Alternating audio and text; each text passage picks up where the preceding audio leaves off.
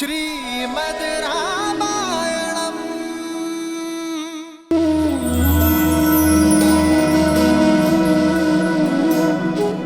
राम, आज तक किसी ने मेरा सत्य जानना नहीं चाहा, लेकिन केवल तुम हो राम, जिसने बिना किसी भय के इस पत्थर की भावना को समझा।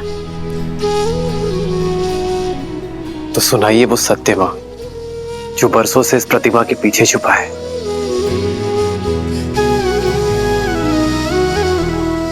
मैं अहल्या, स्वयं ब्रह्मदेव ने मेरा निर्माण किया। ब्रह्मदेव की 5 कन्याओं में से एक हूं। वैसे तो इस संसार ने सुंदरतम स्त्रियों में स्थान दिया, लेकिन महर्षि गौतम ने अपने जीवन में अपनी पत्नी बनाकर स्थान दिया। प्रसन्न थी मैं, सब कुछ था मेरे पास। महर्षि गौतम जैसे ज्ञानी पति का प्रेम और सतानंद जैसा प्यारा संस्कारी पुत्र। निश्चिंत थी मैं कि मेरे जीवन में कुछ अनुचित नहीं हो सकता, पर ये मेरा भ्रम था।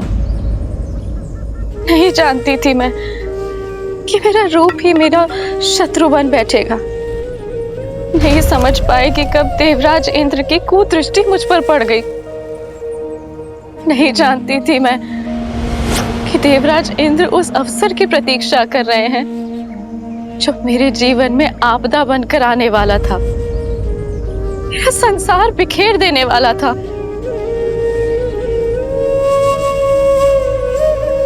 अग्नि मेरे पुरोहित यज्ञस्य देवमृते। अहिल्या, जी महाराज।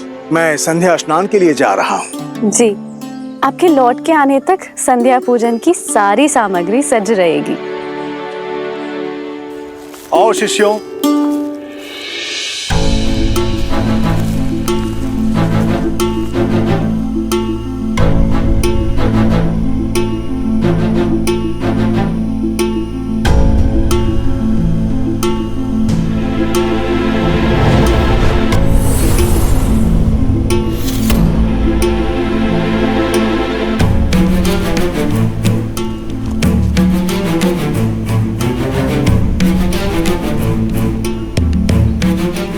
पुत्र सतानंद, तुम्हारे पिताश्री संध्या स्नान के लिए गए हैं और अपने वस्त्र यहीं पर भूल गए।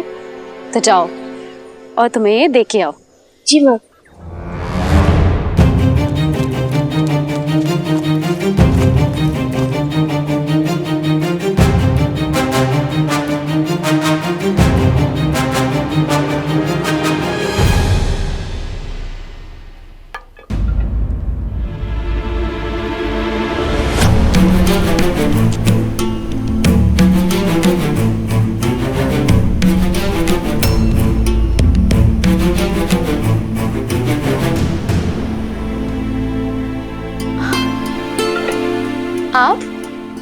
आपको स्मरण हो गया कि आप संध्या स्नान के लिए गए, किंतु अपने वस्त्र ही भूल गए थे।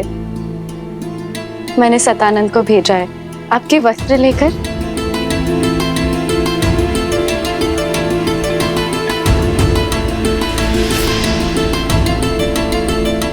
इसीलिए हम अपना वस्त्र छोड़कर गए थे कि तुम सतानंद को बाहर भेजो और हम दोनों को एकांत में कुछ समय मिल सके। अहिल्या,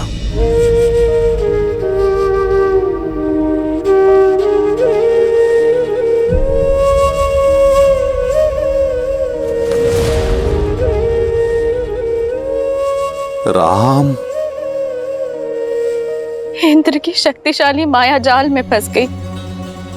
नहीं समझ पाई कि मेरे पति के रूप में कोई और था और वहां अनर्थ हो गया।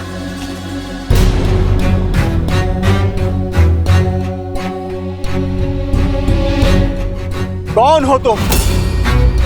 मेरा वेश धारण करके मेरे आश्रम में क्या कर रहे हो तुम?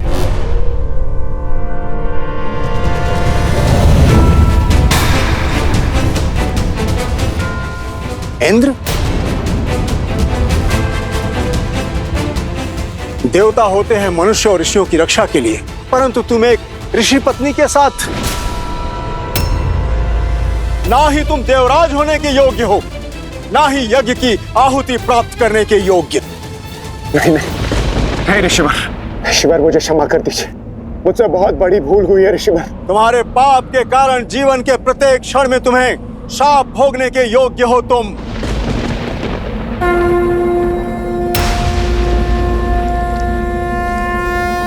ऋषिवर, मैं गौतम अपने जीवन की संपूर्ण तप को साक्षी मानकर मैं तुम्हें श्राप देता हूं इंद्र। नहीं देव ऋषि, ऐसा अनर्थ मत कीजिए कि जिस रूप के मोह में तुमने ये पाप किया है वो तुम्हारा रूप तुमसे छिन जाएगा।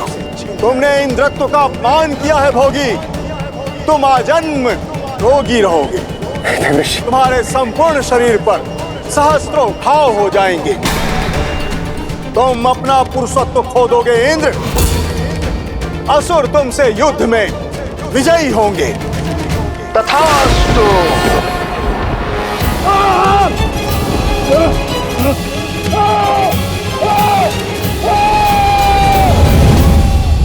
ऋषि गौतम की आंखें पथराई हुई थी। वो मौन थे, मौन, जो मेरे जीवन में महाचक्रवात लाने वाला था। क्या अपराध था मेरा ये कि मैं एक सती होके अपना सत्य सिद्ध नहीं कर पाई, या ये कि मैं एक दुष्ट के मन की मलिनता को समझ नहीं पाई।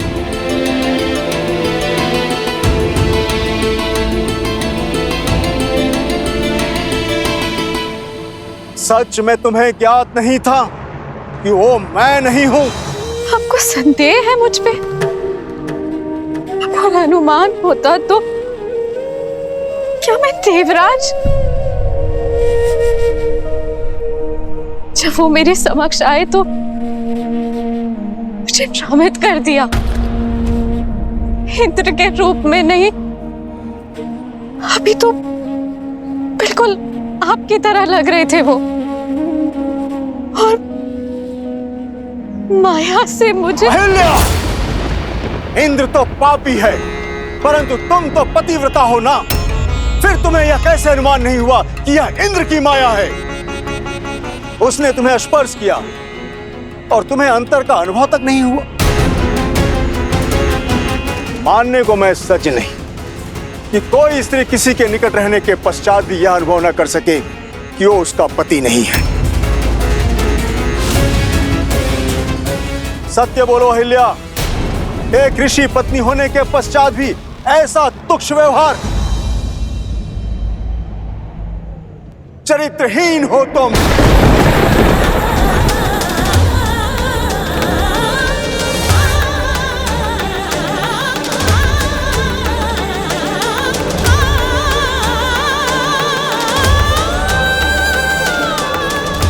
जो स्त्री शब्दों से, भाव से, स्पर्श से किसी की भावना को न समझ सके वो पत्थर के समान होती है।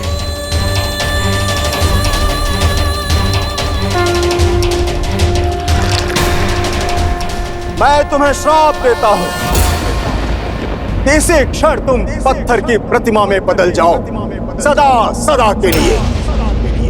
तथास्तु।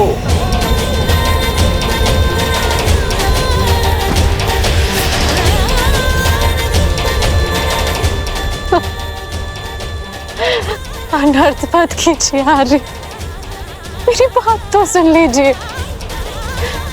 मेरे पक्ष का सत्य जान लीजिए। जो देखा उसके पश्चात भी अब क्या कुछ शेष है सुनने के लिए? नहीं अहिल्या, तुम क्षमा के योग्य नहीं हो। मेरा श्राप अवश्य पूर्ण होगा। तुम्हें यह पीड़ा अकेले ही भोगनी पड़ेगी, और जो कोई भी इस क्षेत्र में प्रवेश करेगा तो तुम्हारे पाप का भागीदार बनेगा। तुम्हें श्राप से वही मुक्त करेगा जो काम, क्रोध, मद, मोह, लोभ और मत्सर से मुक्त होगा।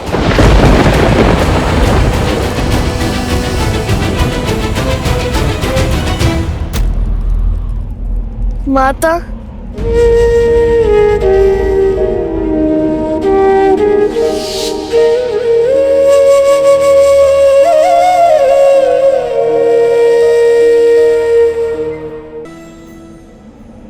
पर अपराध हुआ और दंड भी मुझे ही मिला। मेरा पक्ष सुने बिना मेरा न्याय किया गया। तब से मैं प्रतीक्षा में हूं कि कोई आए और मेरी पीड़ा सुने। और अब तुम आए हो राम। इनकी बात पर विश्वास नहीं किया जा सकता। महर्षि गौतम जैसे महान ऋषि क्या ऐसी श्राप दे देंगे?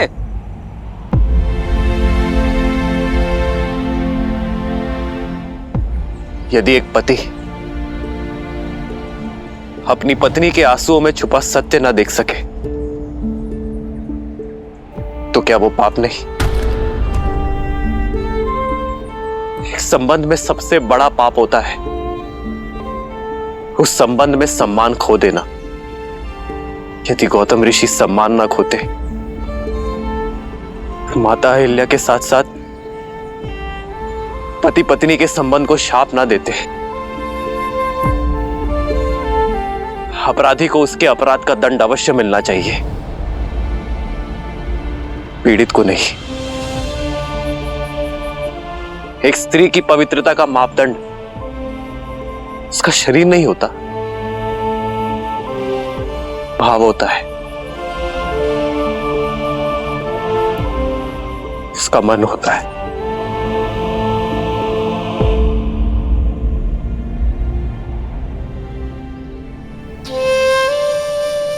मैं लज्जित हूं मां कि आपके पति ने आपकी पीड़ा नहीं समझी, किंतु ये पुत्र समझता है। आप निष्पाप है मां, आपको दिया गया शाप अनुचित था।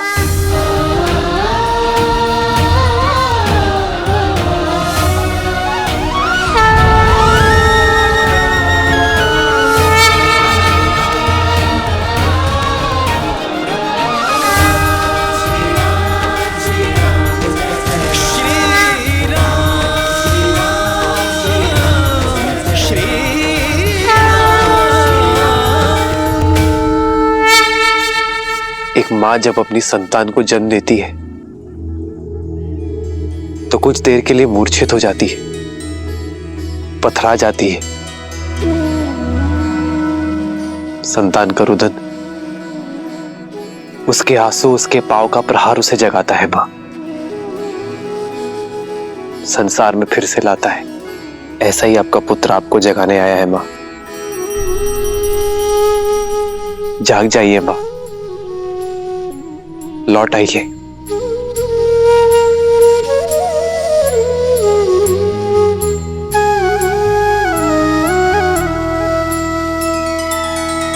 नैना करुणा पग में ममता, पाषाण में लादे प्राण, निष्पाप ना कभी दंड भोगे, राम का है ये विधान। श्री राम श्री राम श्री राम श्री राम श्री राम श्री राम श्री राम श्री राम।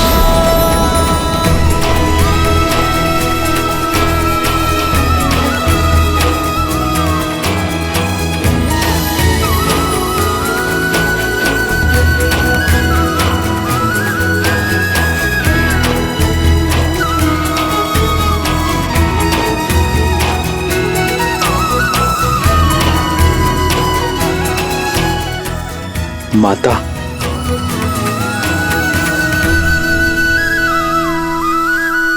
आदर्श और मर्यादा की है ये कथा महापावनम, काट मद श्री से मिला दे श्रीमद् रामायणम, श्रीमद् रामायणम, श्रीमद् रामायणम।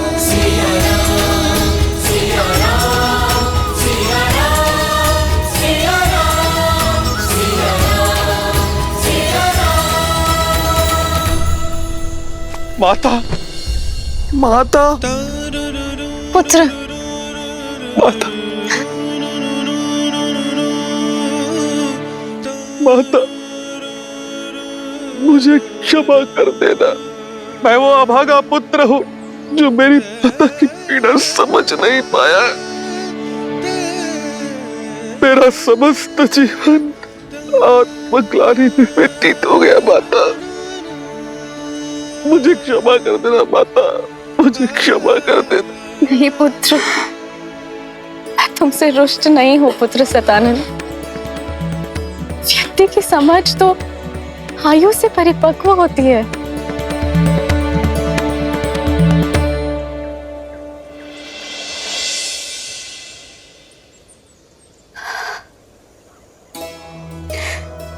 मेरे जाने का समय हो गया है राम, और जीवन का उद्देश्य भी, जो कदाचित तुम्हारी यात्रा में आकर संसार को संबंधों की सीख देना था। आज तुम्हारे सत्य ने मुझे मोक्ष दिलाया है। जैसे मैं केवल राम का नाम लेकर इस संसार से जा रही हूँ, उसी प्रकार सभी सिर्फ तुम्हारा नाम लेकर ही साथ जाएंगे। राम नाम सत्य है। जीवन में हानि लाभ, शाप वरदान, पवित्र अपवित्र कोई महत्व नहीं रखता। महत्व है तो मात्र एक सत्य का। और यही सोच मनुष्य को जीवन और मरण के चक्र से मुक्ति दिलवाएगी, मोक्ष दिलवाएगी। राम नाम सत्य है। राम नाम सत्य है। राम नाम सत्य है। राम नाम सत्य है। राम नाम सत्य है।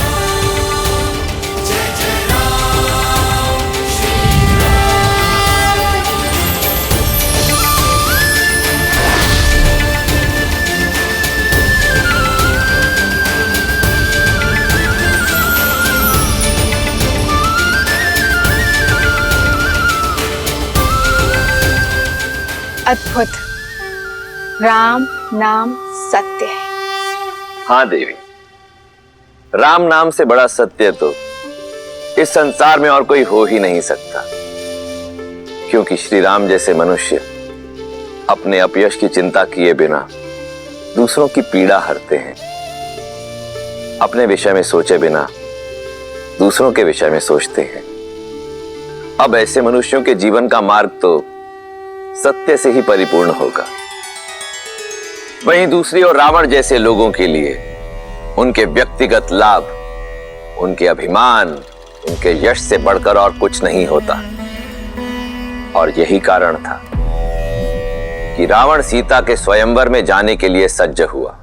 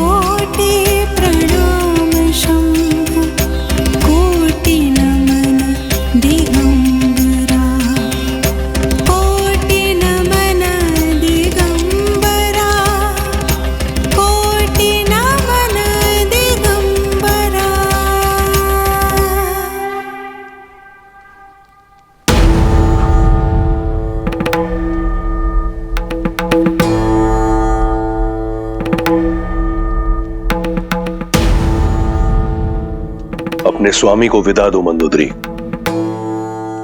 विदा? कहाँ प्रस्थान कर रहे हैं आप? मिथिला। मिथिला?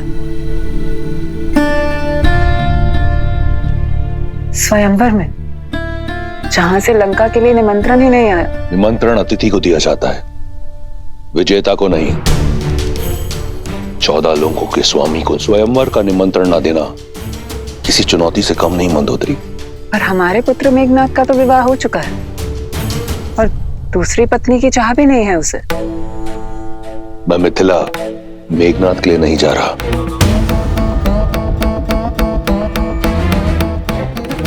तो फिर तो ये चुनौती सम्मान का नहीं, उपहास का कारण बनेगी रक्षराज। आपकी आयु तो जनक से भी अधिक है। निसंदेह, परंतु ना मैं जनक हूं और ना सीता का पिता। और आयु उन्हीं की बढ़ती है जो स्वयं को वृद्ध माने। इतने वर्षों पश्चात मेरा प्रेम, मेरी सेवा आपके लिए कम पड़ गई। मंदोदरी, तुम मेरे लिए वो अमूल्य रत्न हो जिसका तेज, जिसकी चमक कभी मन नहीं होगी। तुम सदैव मेरी पटरानी रहोगी। फिर जनक पुत्री क्यों? मैं मिथिला केवल जानकी के लिए नहीं, महान शिव धनुष पिनाक के लिए जा रहा हूं। उसका वहां मिथिला में रहना चुभता है मुझे।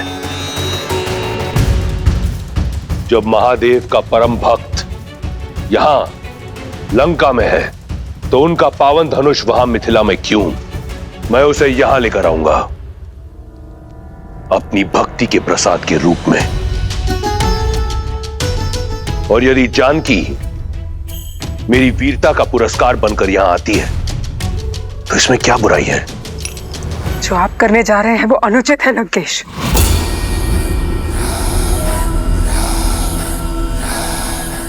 लंकेश अनुमति लेने नहीं, सूचना देने आया है। दशानन की नई रानी के स्वागत की तैयारी करो।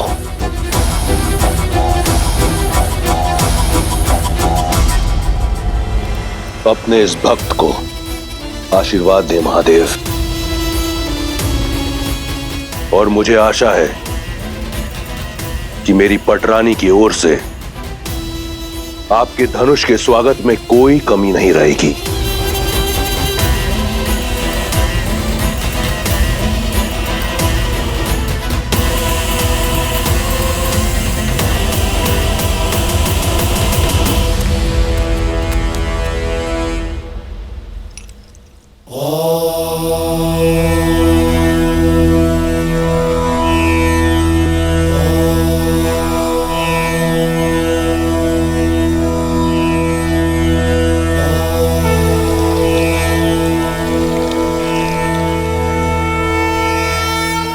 गुरु सदानंद के मन की व्यथा शांत करना महादेव। दीदी, दीदी सुनो। मैं पूजा कर रही हूँ उर्मिला। दीदी, आचार्य सदानंद गौतम ऋषि के आश्रम से लौट आए। कहाँ है वो? दशरथ नंदन भी है उनके साथ? वो तो पता नहीं, कदाचित साथ हो। गुरुदेव तो आते ही राजसभा में चले गए थे पिताश्री से भेंट करने के लिए।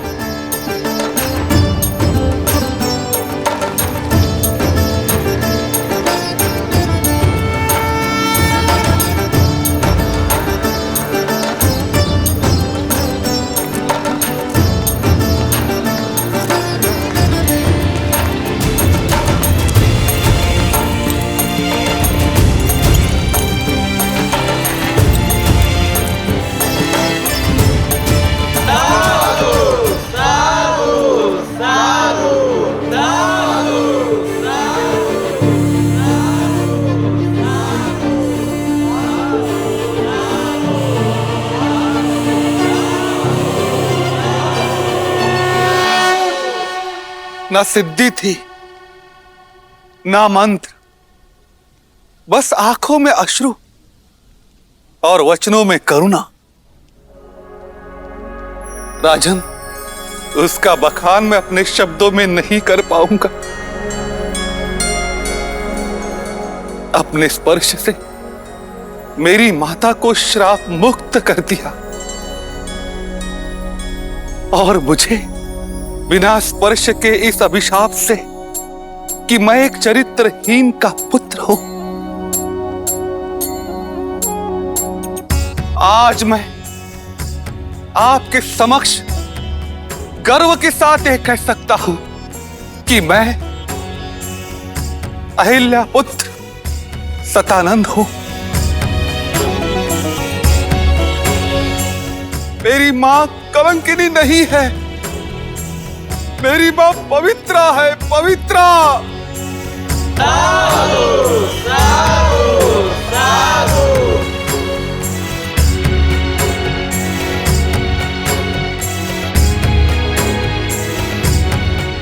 पुत्री सीता, तुमने उचित कहा था, महादेव ने मार्ग दे दिया।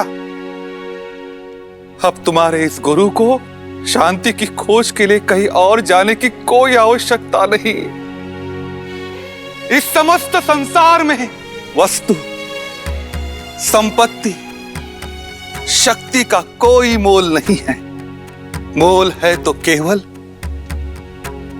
राम नाम का। राम नाम सत्य है, राम नाम सत्य है, राम नाम ही सत्य है, राम नाम ही सत्य है, राम नाम ही सत्य है, राम नाम ही सत्य है। गुरुवर, ऐसे धीर के तो हम भी दर्शन करना चाहेंगे। ऋषि विश्वामित्र मिथिला के इतने निकट है, तो आप उन्हें न्योता देते ताकि हम उनकी सेवा कर पाते, और सेवा के साथ साथ हमें दशरथ नंदन के भी दर्शन हो जाते।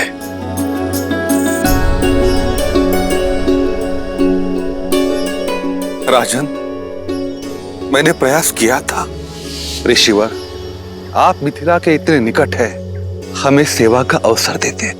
मिथिला में शिव धनुष्य यज्ञ होने वाला है और जनक कुमारी का स्वयंवर भी। मैं अवध कुमारों को किसी और उद्देश्य से लेकर आया हूं शतानंद। कभी समय मिला तो मिथिला अवश्य आऊंगा। कदाचित उनके मन में कुछ और है।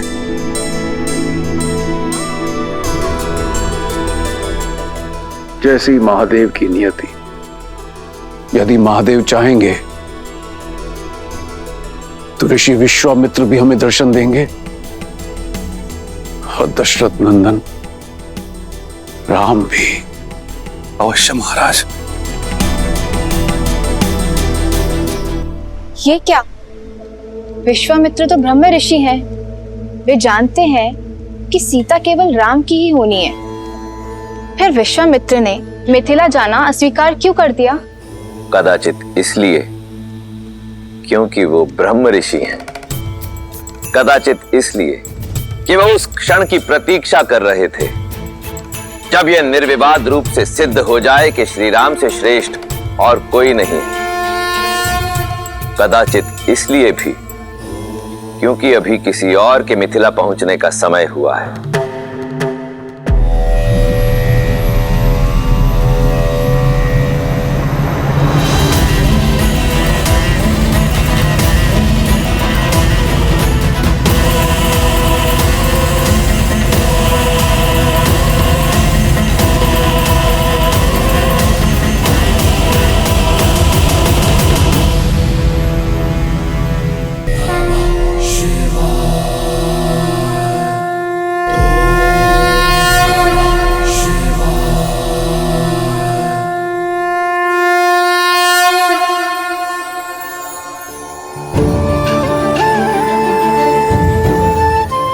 मिथिलावासियों, महापावन शिव धनुष को नगर प्रदक्षिणा करने के पश्चात स्वयंवर क्षेत्र में ले जाकर स्थापित कर दिया जाएगा और वहां उस पर प्रत्यंचा चढ़ाने वाला वीर बनेगा मेरी पुत्री सीता का वर। जनक पुत्री सीता की जय, जनक पुत्री सीता की जय, जनक पुत्री सीता की जय, मिथिला नरेश जनक की जय, मिथिला नरेश जनक की जय, मिथिला नरेश जनक की जय। अधिक सोचिए मत दीदी, ये धनुष दशरथ नंदन राम के अतिरिक्त कोई नहीं उठाने वाला।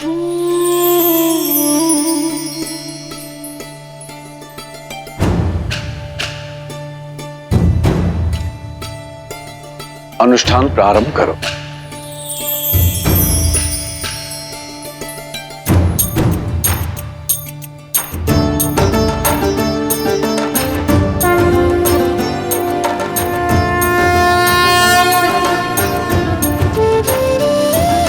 ओम नमः शिवाय, ओम नमः शिवाय।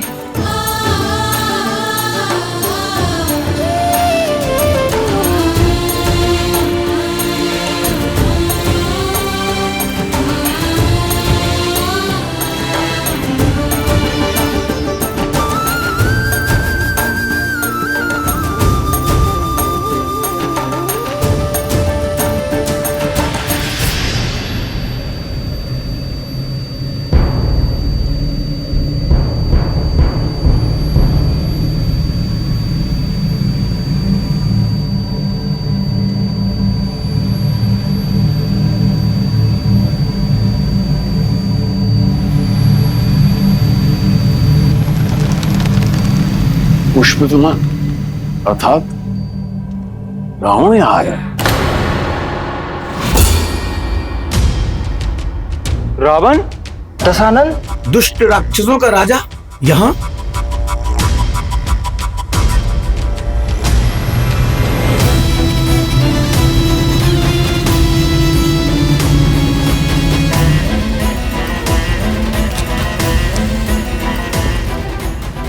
महादेव का पिनाक तो यहां है, अर्थात स्वयंवर आरंभ होने में समय है। पुष्पाक,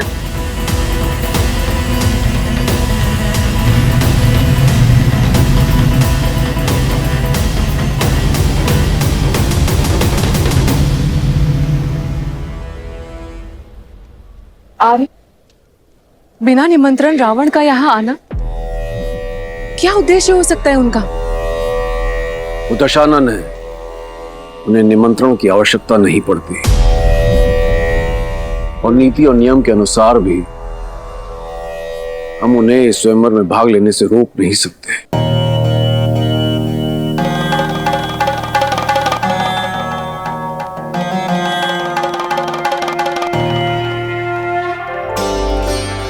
मुझे पूरा विश्वास है आप मेरे लिए जो भी करेंगे शुभ ही होगा।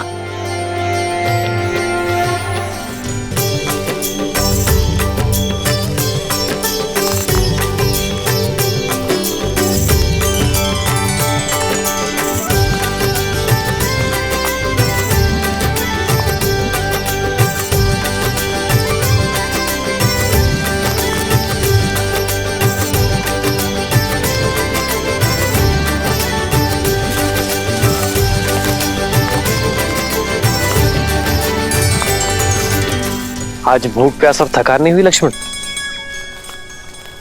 गुरु और कहा ले जा रहे, इसकी शंका तो नहीं है तुम्हें? आज मैं शंकित नहीं हूं भाई, अभी तो दृढ़ता से तत्पर, क्योंकि मैं जान चुका हूं कि गुरुदेव हमें जहां भी ले जा रहे होंगे किसी कारण से ही ले जा रहे होंगे।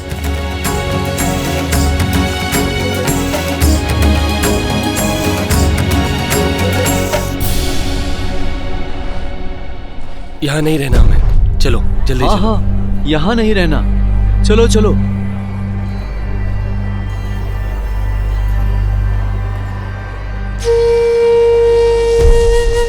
भैया सुनिए,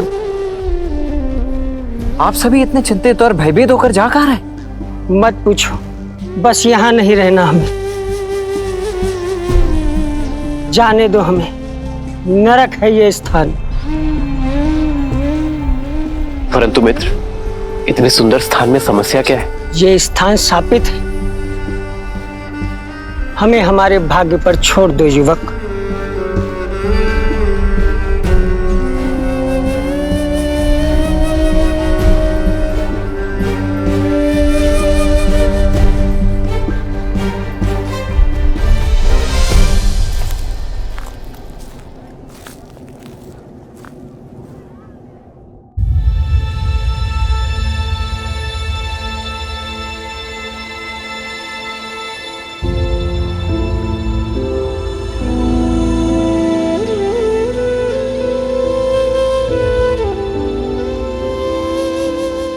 वो झील देख रहे हैं ना, कृष्ण झील।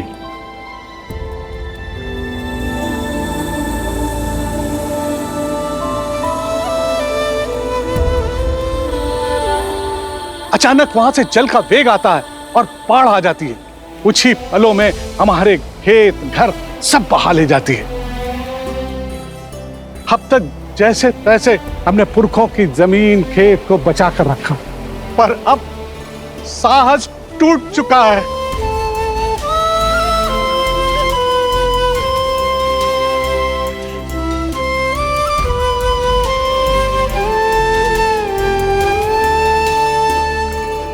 समाधान भागने में नहीं, साधने में है।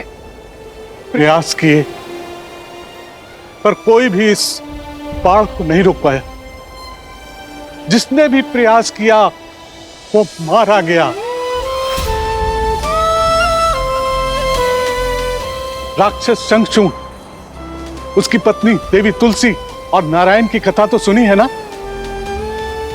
वो झील साधारण नहीं है, देवी तुलसी के मन की पीड़ा से भरी हुई है। नारायण ने शंखचूड़ के छल से प्राण ले लिए और देवी तुलसी ने उसी पीड़ा में उन्हें शालिग्राम बनने का शाप दे दिया।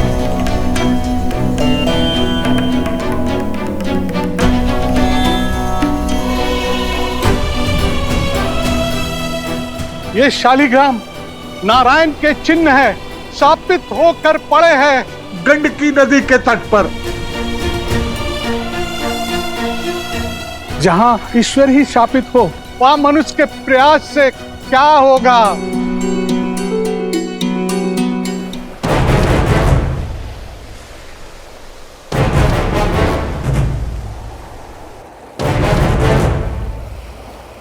भैया, जहां से बांध टूटा है वहीं से बाणों का बांध बना देते हैं। नहीं लक्ष्मण, हमें दीवार नहीं बनानी है, मार्ग बनाना है इस जल की मुक्ति के लिए।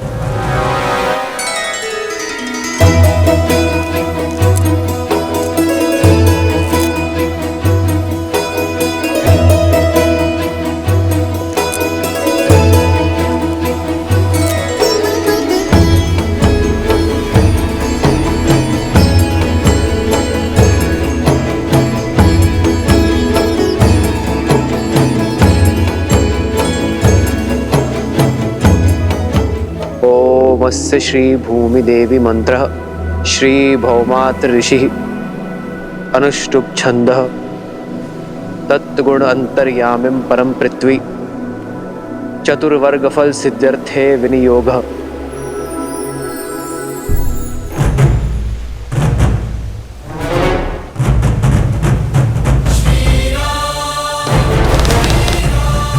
ये क्या करने जा रहे हैं? ये पत्थर तोड़कर झील को गंडकी नदी से मिलाने का मार्ग बना रहे हैं, ताकि उसका पानी गांव तक न पहुंचे।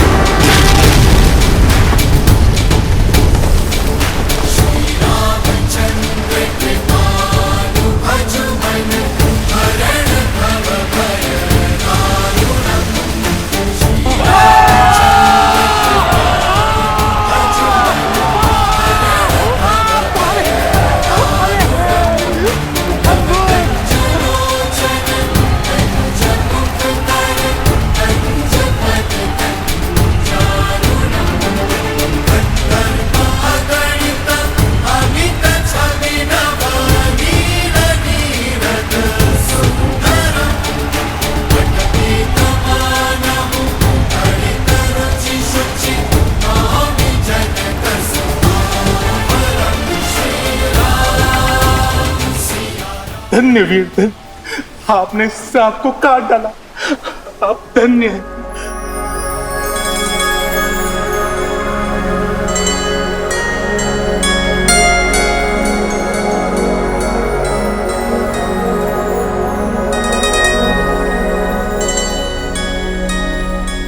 ये शालिग्राम शाप नहीं, एक सीख बनकर यहां विराजे थे। यदि अपने विचार और मन इस झील की भांति बांधे रखोगे तो विचार मलिन होंगे, और मलिन विचारों का बाढ़ आपके जीवन को नष्ट कर देगा। यदि अपने विचारों को खोला जाए, चलायमान बनाया जाए, तो हर शाप और संताप से मुक्ति मिलेगी। मुक्ति तो हमें आपने दिलाई है वीर। अब हो कौन जो हमें इस मार्ग पर लेकर आए?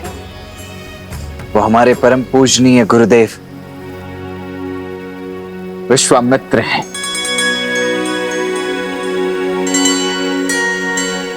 और जिन्होंने इस बाढ़ को रोका है वो मेरे ज्येष्ठ भ्राता दशरथ नंदन राम है। वही राम जिन्होंने ताड़का को मुक्ति दी, जिन्होंने देवी अहल्या को मोक्ष दिया, और अब इस झील को गंडक नदी में मिलाकर हमें हमारे कष्ट से तार दिया।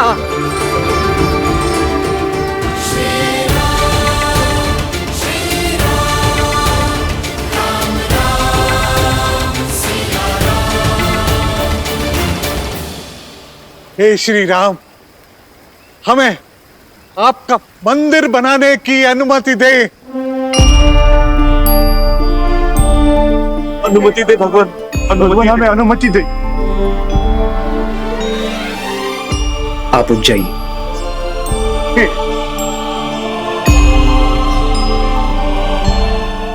आप सब उठ जाइए।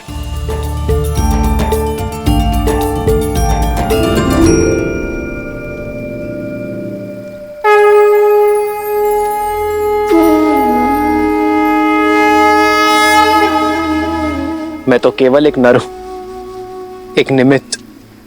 यदि मंदिर बनाना है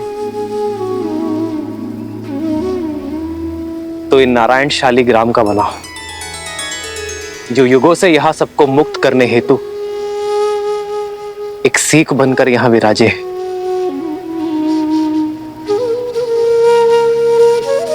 यदि मेरे गुरुवर की आज्ञा हो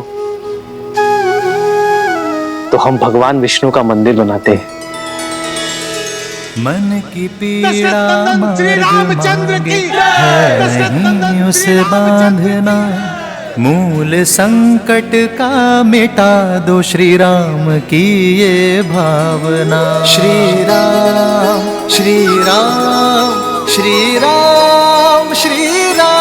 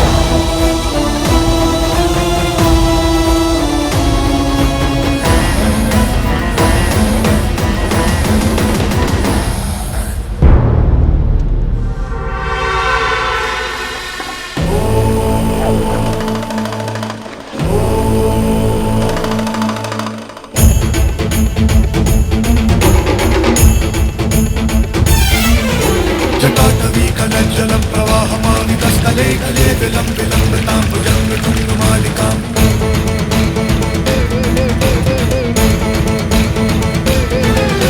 डमड्डमड्डमड्डमन्निनादवड्डमर्वयं चकार चण्डताण्डवं तनोतु नः शिवा शिवम्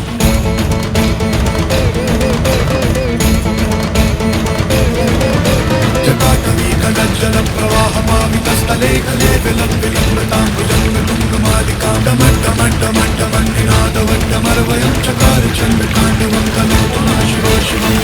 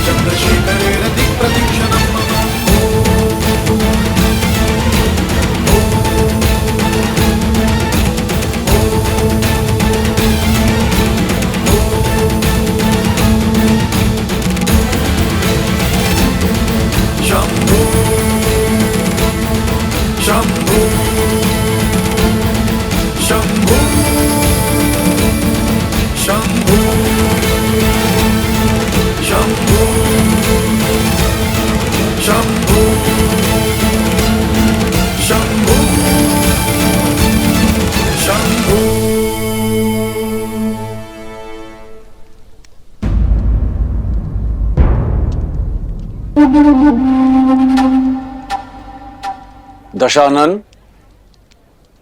कदाचित मैंने आपको निमंत्रण तो तुमने केवल मुझे ही दिया था मिथिला नरेश।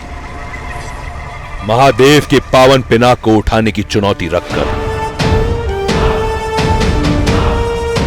भयभीत मत हो, मैं यहां स्वयंवर के लिए नहीं, महादेव के इस धनुष के लिए आया हूं।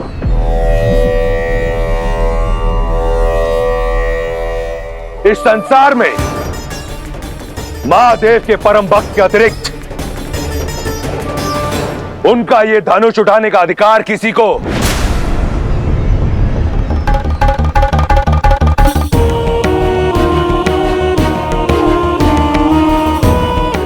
नहीं।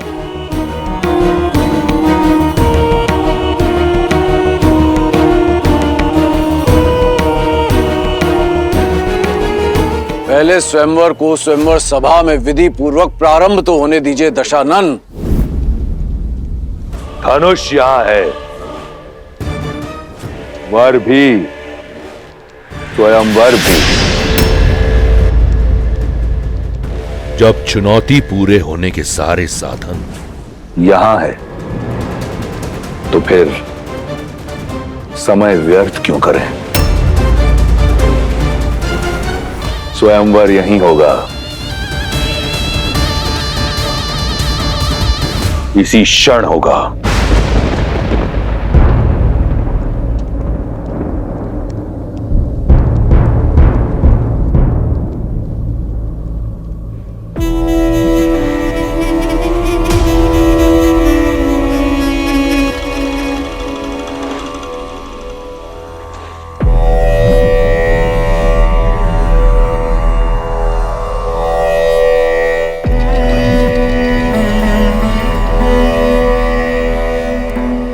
मैं वही दशानन हूं जिसने कैलाश उठा लिया था।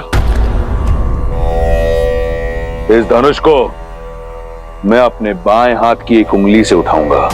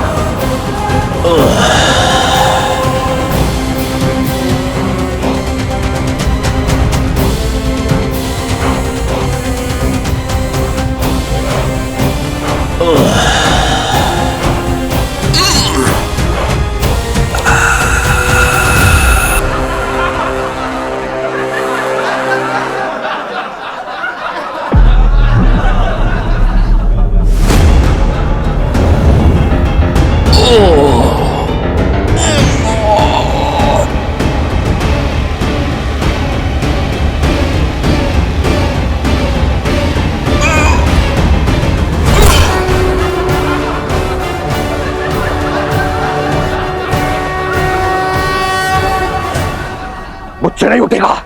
राक्षसों में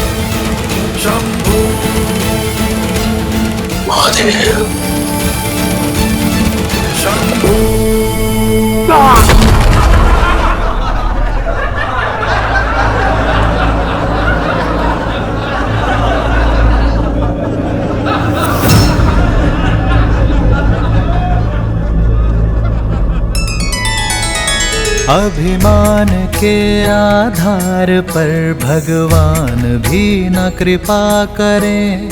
जिसके मन शुद्धि और श्रद्धा उसके संकट शिव हरें।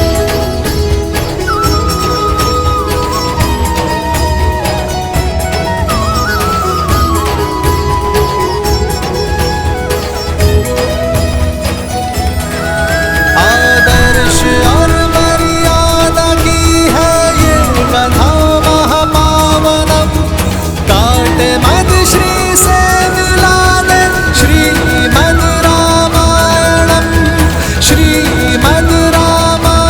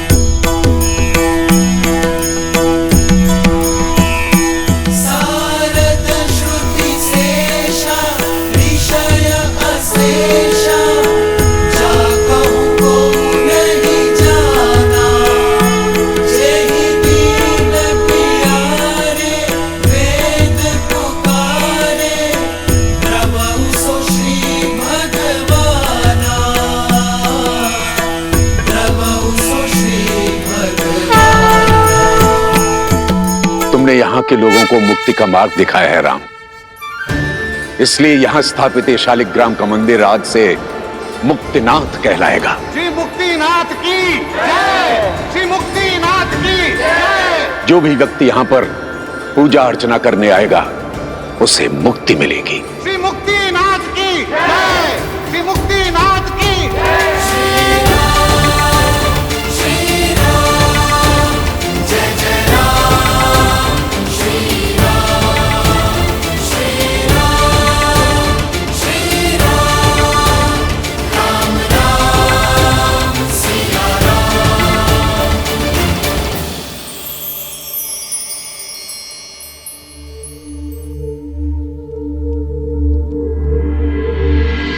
इस संसार में जो कुछ होता है महादेव की इच्छा से होता है। मिथिला का संकट टल चुका है।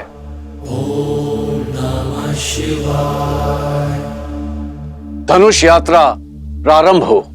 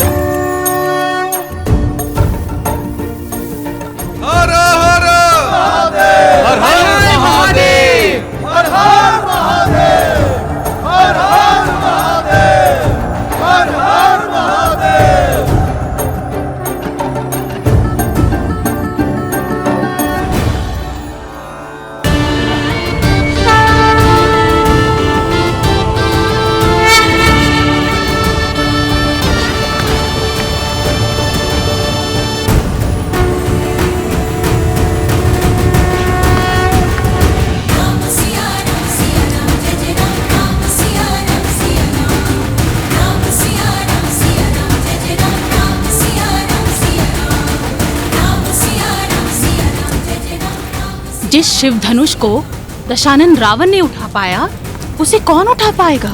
मुझे नहीं लगता यह स्वयंवर सफल हो पाएगा। फिर यह असंभव कार्य कौन पूरा करेगा?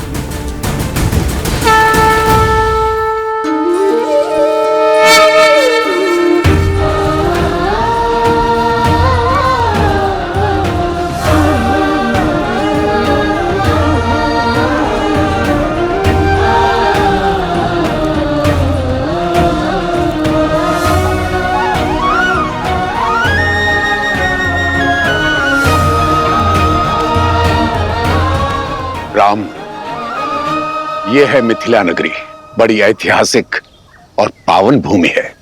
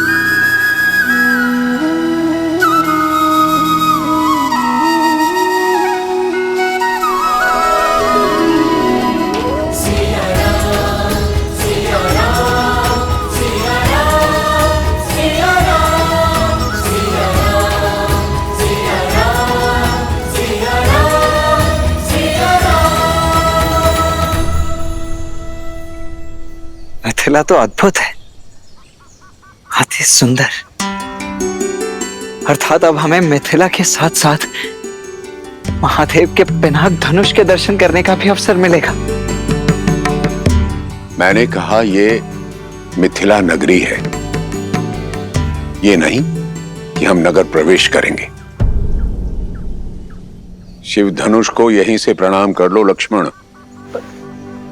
हम नगर के बाहरी मार्ग से जा रहे हैं लक्ष्मण।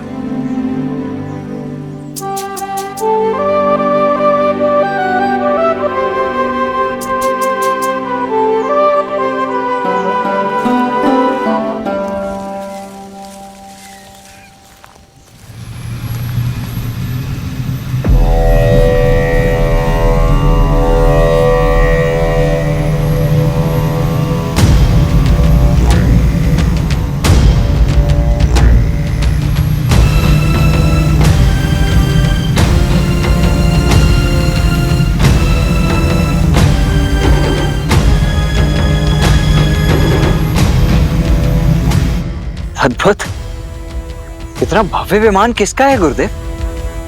और किसका हो सकता है? लंकाधिपति रावण का।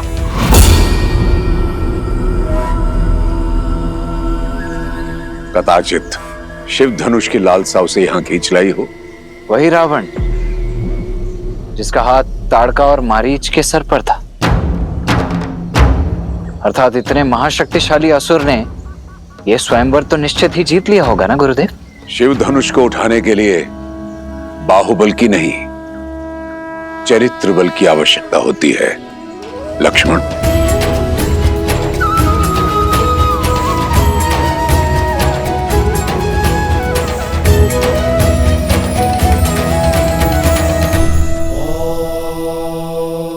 अब समझी महादेव, विश्वामित्र ने सतानन का मिथिला निमंत्रण क्यों टाला? ताकि राम रावण के वहां से निकल जाने के बाद ही वहां पहुंचे, कि उनकी भेंट उचित समय आने से पूर्व न हो जाए। किंतु उन्हें अब राम को मिथिला लेके जाना चाहिए ना? प्रश्न केवल राम और रावण की भेंट रोकने का ही नहीं है देवी। ऋषि विश्वामित्र चाहते हैं कि राम को मिथिला उस समय ले जाया जाए जब यस्याग्रे त्राट त्राट त्रुट त्रुट ममलम टंट टंट टंट टंटम तैलम तैलम तु तैलम Kuku Quang Quang Quang Quang कम कम कम सु कम कम दंस दंस टू दंस तू ही चकितम भूपकम भूयनालम यास्ते विपग्रह सवसति सवलः पातु वः चंद्रचूडः।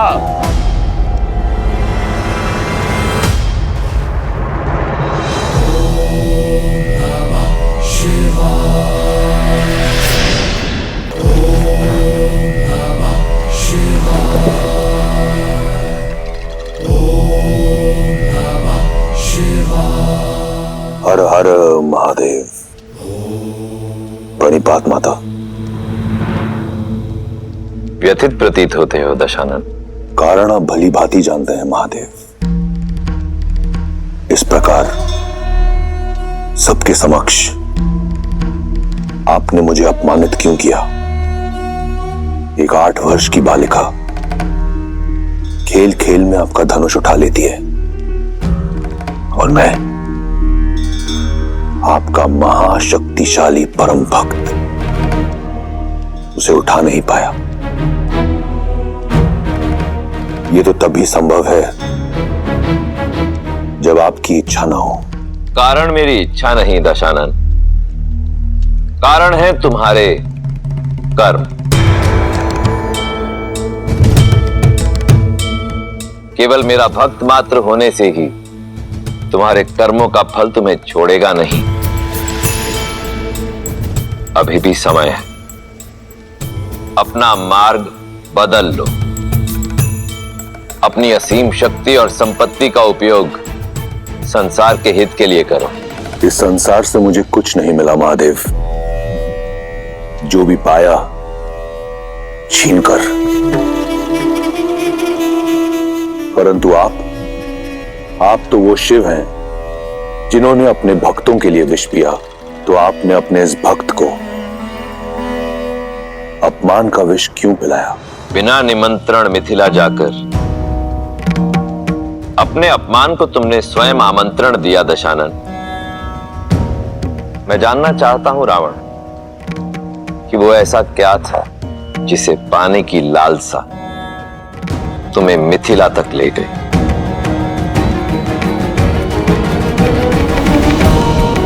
लालसा आपका पावन धनुष पिनाक पाने की थी।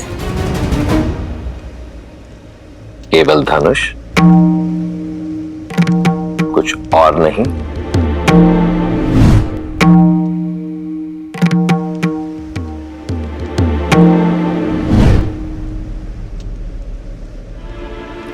बोलो दशानन, आज तुम अपने अहंकार की भावना से इस सीमा तक ग्रसित हो चुके हो कि स्वयं अपने इष्ट के समक्ष असत्य कह रहे हो। और यही तुम्हारा उत्तर है रावण।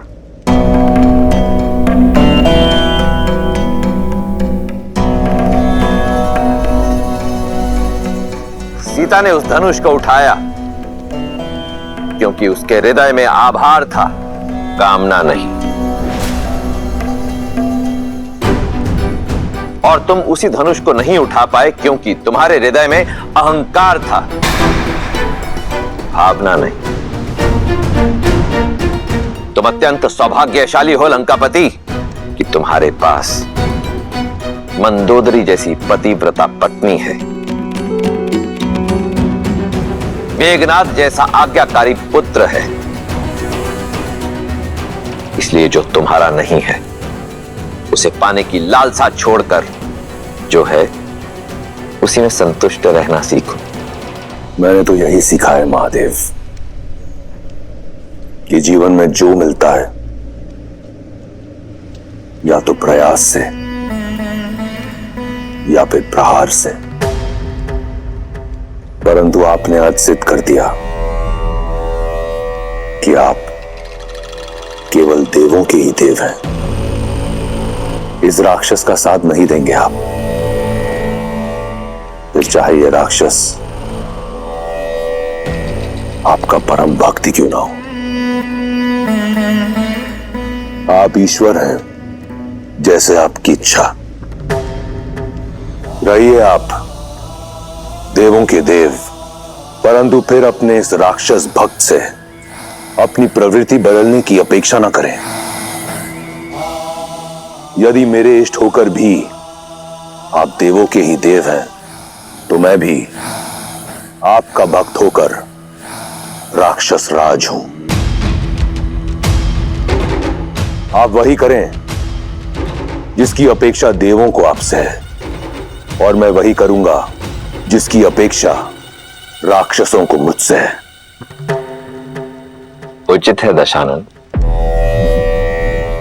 यदि ऐसा है तो अपने कर्मों का फल चखने के लिए भी सज्ज रहना। हर हर महादेव। माता,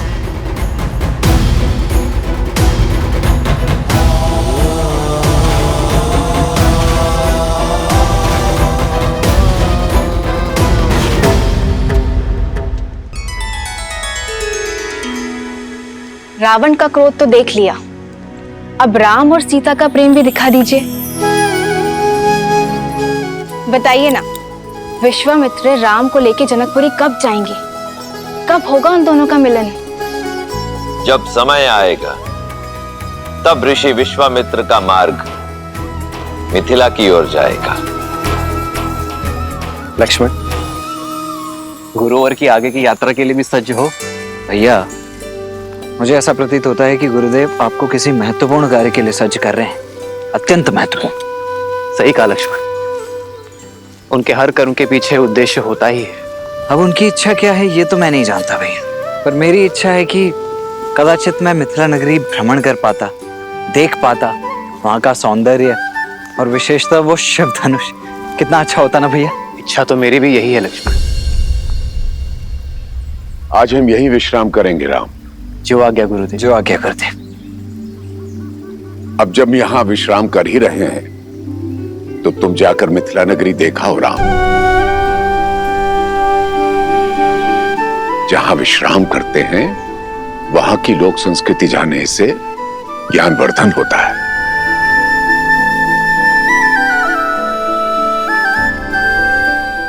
और चाहो तो लक्ष्मण को भी साथ ले जा सकते हो।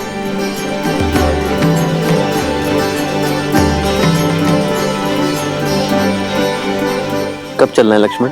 अभी इसी क्षण, तुरंत। कौन जाने कब अपना विचार बदल लें गुरुदेव। आइए आइए।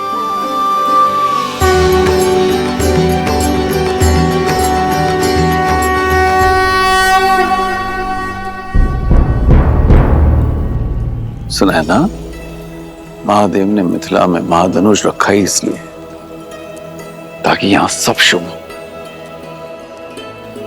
विश्वास रखो।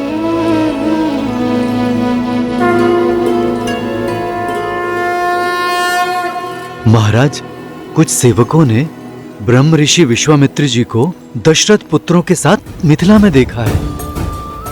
वे सभी नगर के बाहर आम्रकुंज में ठहरे हुए हैं। सौभाग्य मिथिला के द्वार तक आया है, उनका आदर कर। है? स्वयं उन्हें स्वयंवर का निमंत्रण देने चाहूंगा। आइए।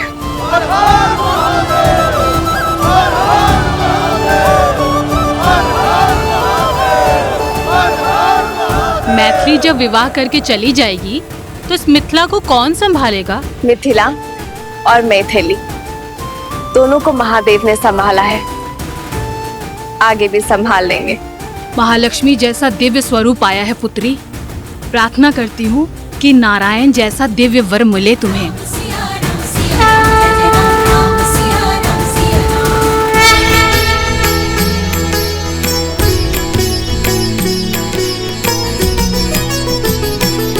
हो परतंत की पंगति पुंद कली, अधराधर पल्लव खोलन की,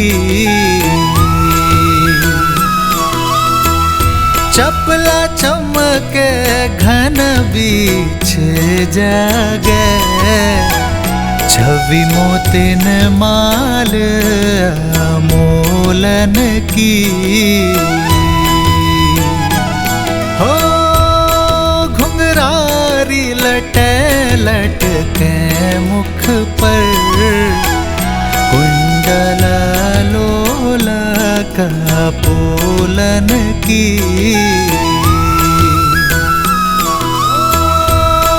निवछावरी प्राण करे तुलसी, बलि जाऊं ललायन बोलन की।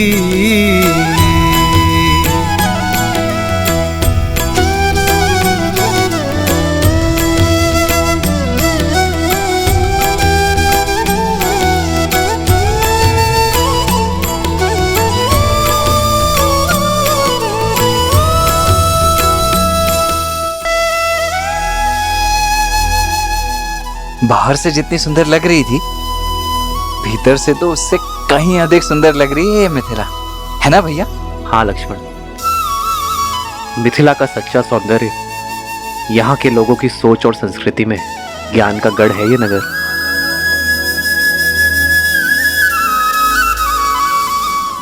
कौन है ये तेजस्वी युवक? कहीं देवता तो वेश बदलकर मिथिला नहीं आ गए?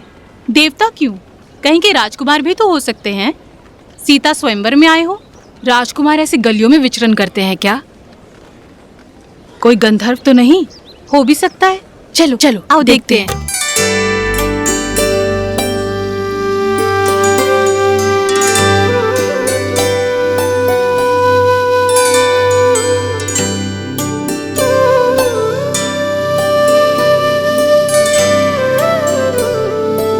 भैया,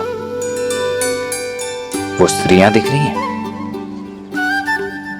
मुझे ऐसा प्रतीत हो रहा है कि वो हमारा पीछा कर रही है, परंतु क्यों? स्वयंवर का वातावरण है लक्ष्मण। हो सकता है तुम में अपनी पुत्रियों का वर ढूंढ रही हैं। फिर तो पहले आप पकड़े जाएंगे भैया। ज्येष्ठ भ्राता का विवाह पहले होता है। लक्ष्मण, यहाँ ज्येष्ठ कौन है कोई नहीं जानता। आप मुझे भयभीत करने का प्रयास कर रहे हैं। जाइए, मैं आपसे बात नहीं। लक्ष्मण आओ। अब तक समझ में नहीं आ रहा ये राजकुमार है या मनुष्य के वेश में कोई देव। एक उपाय है, हम इन्हें अपनी ये मिठाइयाँ और ये सामान बेच देते हैं। मूल्य चुकाने के लिए इन्हें धन देना होगा। यदि इन्होंने धन दिया तो ये राजकुमार है, और यदि इनके पास धन नहीं हुआ तो फिर तो ये देवता हैं, देवता। चलो।